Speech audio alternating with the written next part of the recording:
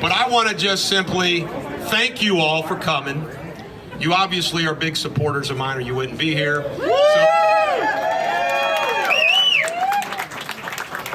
the first time I ever saw Larry Forgy, my dear late friend who is a Kentucky icon in the Republican Party, the first thing he said to me, never met him before, he says, "There's a tide in the affairs of men."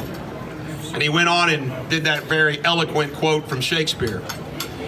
And Herodotus, the great first historian that wrote about the Greek wars, Herodotus said, "Men do not choose circumstances, circumstances choose men." I had never, ever thought that I'd be standing here today as a candidate for Kentucky governor until the Freedom Fest we had last year.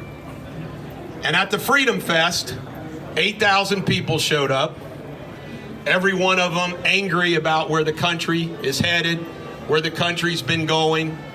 I don't have to repeat to all of you all of the ridiculousness that happens every day. I talk about on the Bulldog show every day, which I hope you all watch. But the bottom line is it's just amazing what's going on in this country. So I was really humbled and honored when a lot of these people that came to Freedom Fest started lining up to get their picture with me. And I thought to myself, well, this is pretty cool. And then I realized I was the Trump leader in Northern Kentucky. I was his chairman in 2016. I've got the endorsement of the state chairman of 2016 already.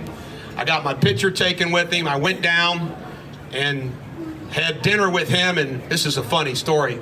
I had dinner with Trump and a bunch of high-powered politicians, Ted Cruz's wife, Kimberly Guilfoyle, Rick Grinnell, his national security advisor, and 10 billionaires.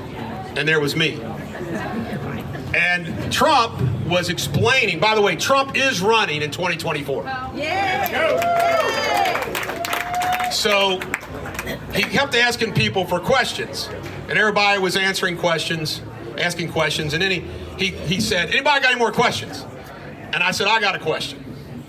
And I said, "I'm from Kentucky." And he says, "How come you guys got to keep that McConnell around? We got to get rid of that McConnell." He hates McConnell. So anyway, I said, "Mr. President, you've been through so much.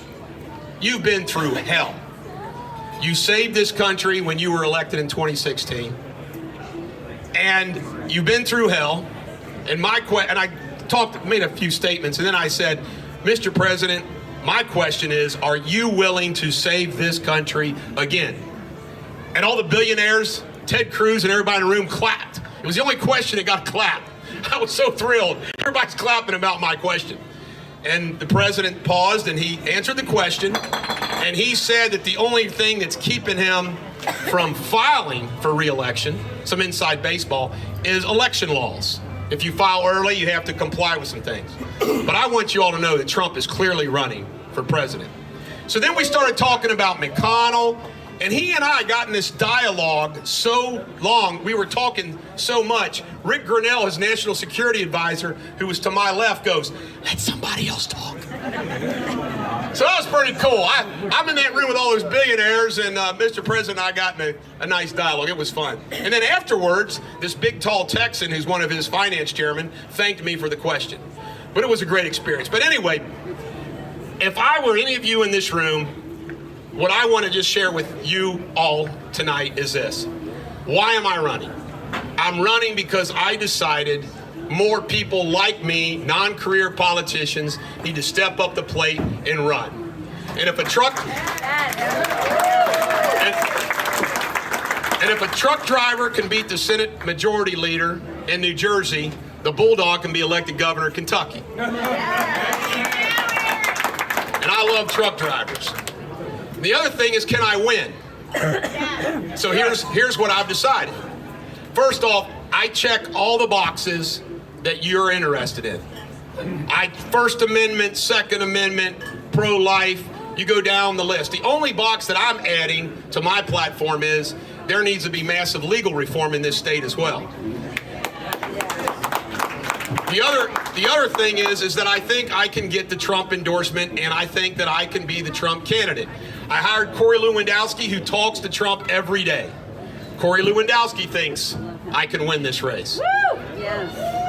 And the other thing about it is that I am going to say, and I'll put it on a record right here, I am going to be the only Republican candidate for governor that's going to say the following things.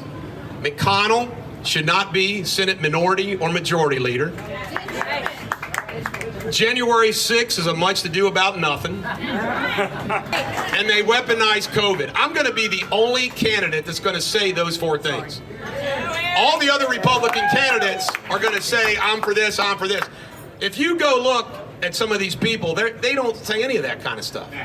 And then we got Governor Beshear.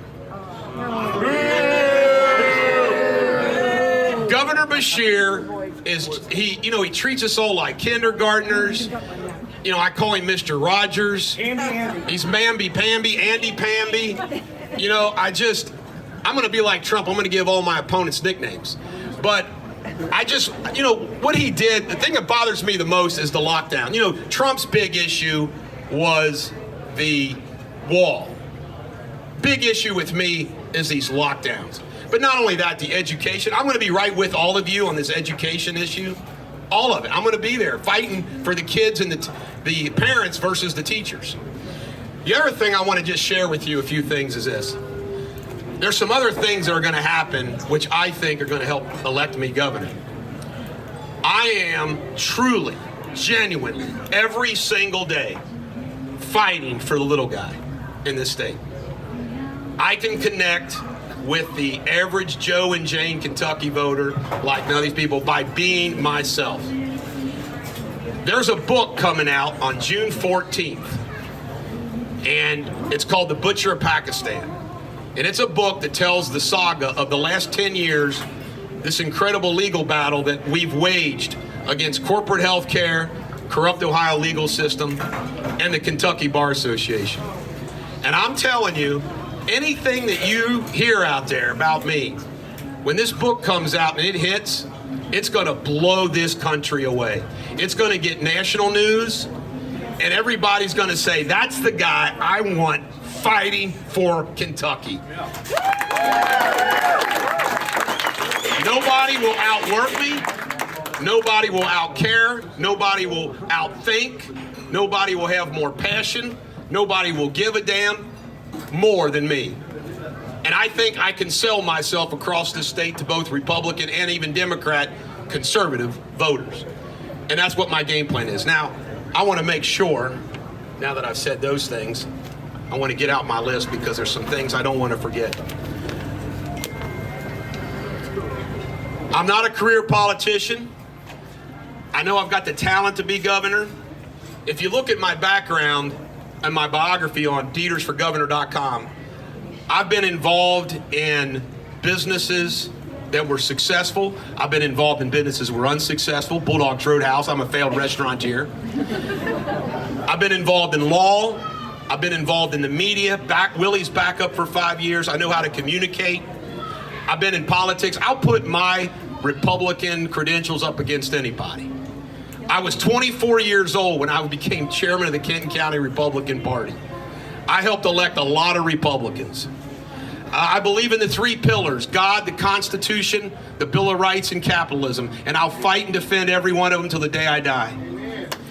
I'll ask three questions: less government, more freedom; people over political gangsters; policy and action over just spending money. That's why my motto is less government and more money. More freedom. More money, too. I like that. That came out pretty good, didn't it? I like that. That's my Joe Biden moment right there.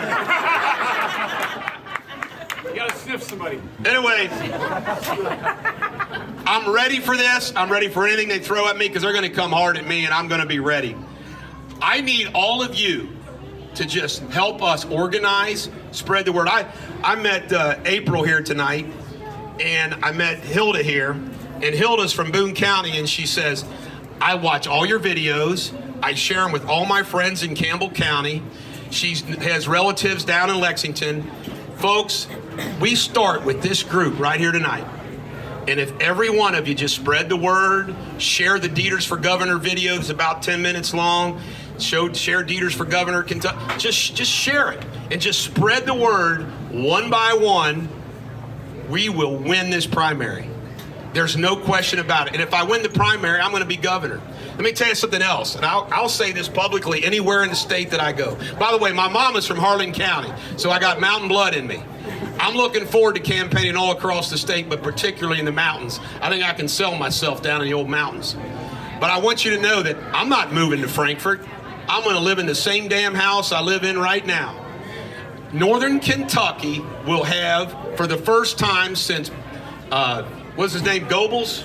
William Goebbels. William Goebbels got shot and killed before he took office in 1890-something. Northern Kentucky will finally have a Northern Kentucky governor. So just spread the word. Now, it's funny, I've kind of tilted because I don't want to miss you guys back there. That's why I've kind of been bent over. I want to thank some people. I want to thank Wesley Deters for being my running mate, my lieutenant governor running mate. By the way, just to let you know a little about Wesley, if you watch the Freedom File, I didn't decide to pick somebody from some different region. I wanted to pick somebody that shared my politics, and that's Wesley. And she's smart as hell. She's ran companies, and she's going to be my education chief. She's all about the education issue. I want to thank Steve Kramer for being my treasurer. I want to thank my entire team. I'll probably forget somebody, but Billy McCord, Nikki Ravenscraft, Andrea Humpert, Paula Miller. Who else have I forgotten? Help me out here. I don't want to forget anybody. Josh there, videographer, just Josh. But anyway, I want to thank all of you for coming again. Thank you for choosing me as your candidate. And one by one, I got to tell you one funny thing is, on 700 WLW radio, I used to give out my cell phone number to everybody. And my phone got broke, and they went out to Sprint. And they had to get it fixed. Sprint told Chuck Holbrook out in Florence that nobody that they've ever known had so many phone numbers in their cell phone. He goes, we take care of famous people, all kinds of people. He goes, you have like 2 or 3 times the number of phone numbers in your phone than anybody. This will blow everybody away. This is what I want. I'm serious about this. I want every single damn Kentuckian to have my cell phone number, 859-250-2527, programmed in their freaking phone. And when they need their governor, they can just freaking text me. Hey, do you think the other candidates are going to do that? No! I'm going to be the most accessible, normal, walking, talking governor you've ever going to have, and it's going to be fun on the way to the promised land. Thank all of you for coming.